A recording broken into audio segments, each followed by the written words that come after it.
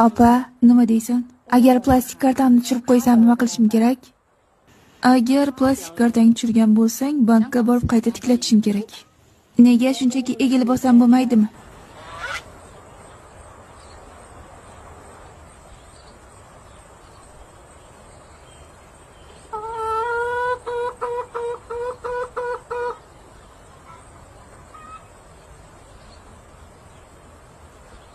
Senga egilishni maslahat bermagan bo'lardim. Nimaga?